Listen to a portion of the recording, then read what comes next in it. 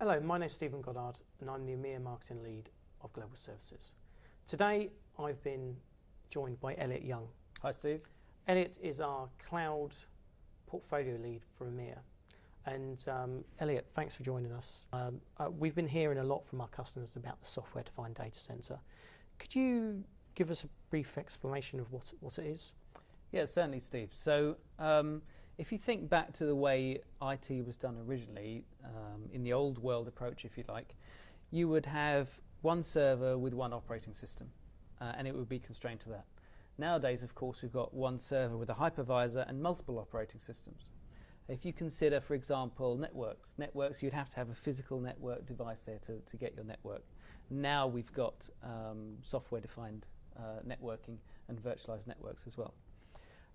Thinking about applications, you'd have typically one application per server, and certainly for databases, you'd have a cluster of databases in a particular place just restricted to running database services for those applications and services. So that was the old approach of delivering IT.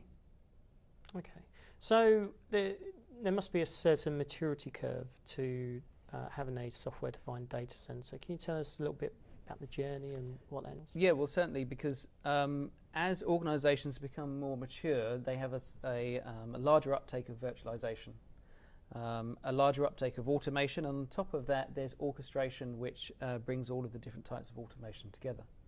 But what you find is in some organizations, actually the success of virtualization has been so great that they've ended up with brand new problems like virtual sprawl.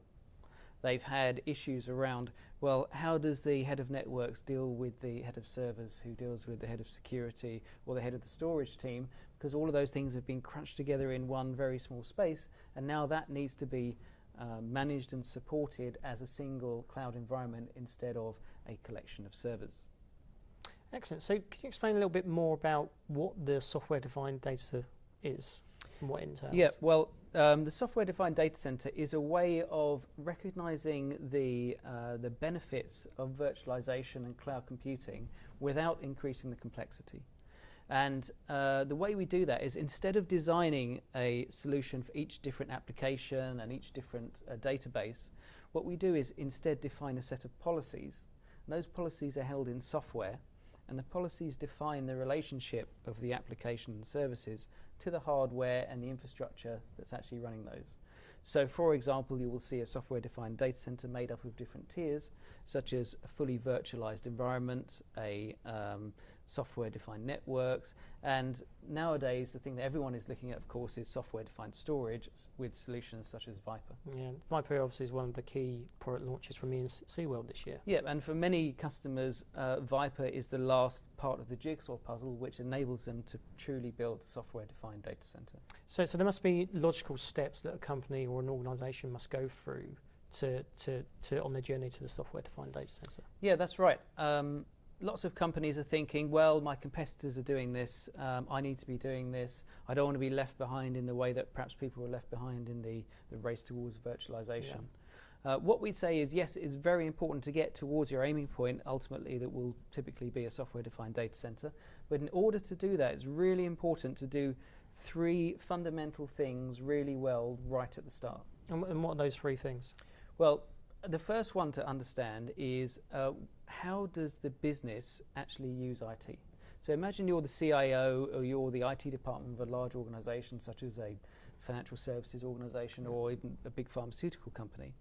One of the things that's really important to understand is how do those business units use the different line of business applications? What's most critical? What needs to be highly available? What would you do in the event of a disaster? So the first step is understanding the business through a service offering that we have called Rapid Application Classification.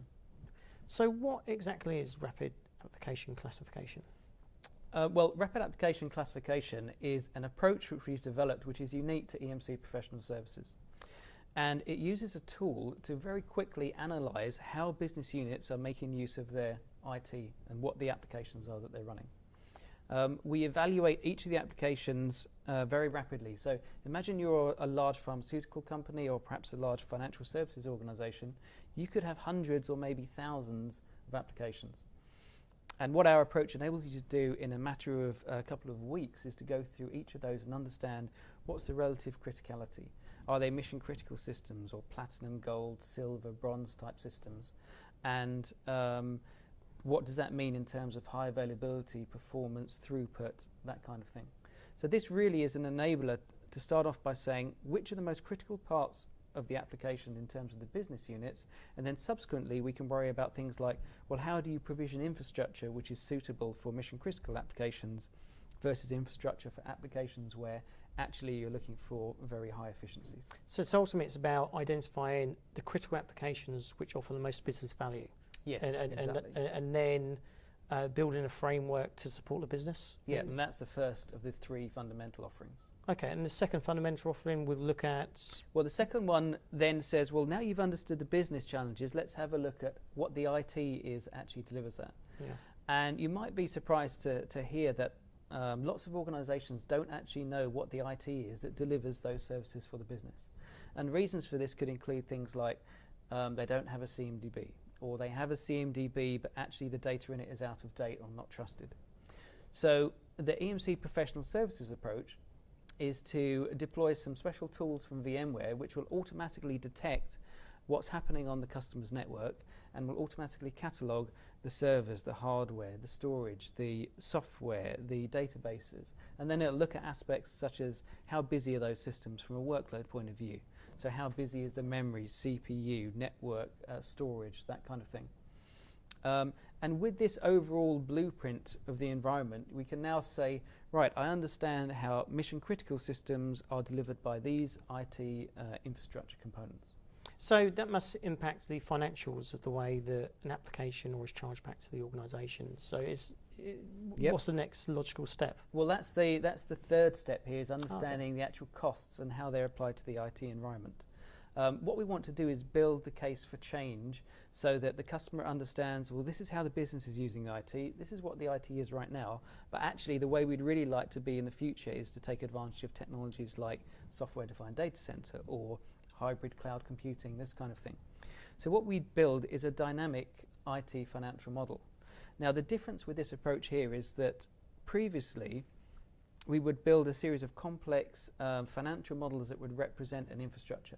But if an organization's infrastructure would change, then very quickly that would become out of date.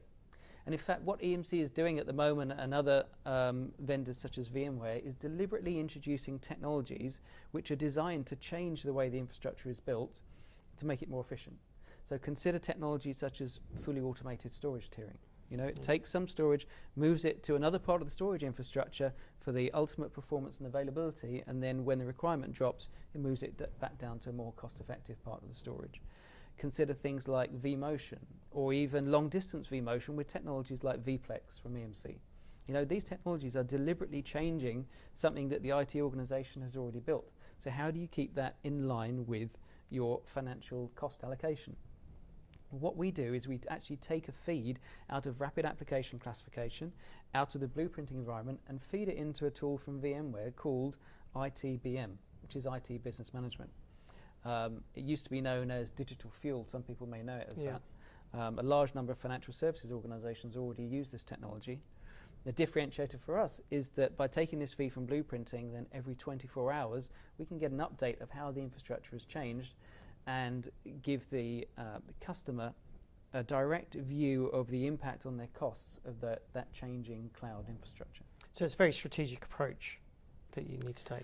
Yeah, because the approach we've taken with these three fundamental service offerings is to say, well, now we know enough about how the business uses the IT, what the IT is and what it's presently costing you. We can take all of that data together and create a strategy which is tailored to that specific customer. The way we do that is with a brand new tool called Adaptivity. And Adaptivity allows you to take in that feed of data and then model your existing environment and then how it could perform on optimized infrastructure such as cloud infrastructure, vBlocks, VMware Hybrid Cloud Service, that kind of thing. And you know, this is one of the key differentiators for us. Excellent. So thanks very much for your time today, Elliot. I think it's been very interesting hearing about the software-defined data center. We're going to do some more videos. Could you give us a bit of preview of on other topics that we're going to touch on? Yep, certainly. In some of the other videos, we'll be talking about how do you take the data out of discovery and really make the most of it using adaptivity to justify a strategy. One of the things we want to do in that case is to show that we're not making estimates based on an analyst company that says, well, probably you'll have this kind of uptake or this kind of utilization. What we'll do is directly measure it and demonstrate the strategy through adaptivity. And then in later sessions, we'll also talk about what are the building blocks for a software-defined data center. And once you understand your strategy, how do you actually migrate to it and implement those building blocks? Excellent. So thanks for your time, and look out for those features coming soon. And thanks again for your time, Elliot. Thanks, Steve. Cheers.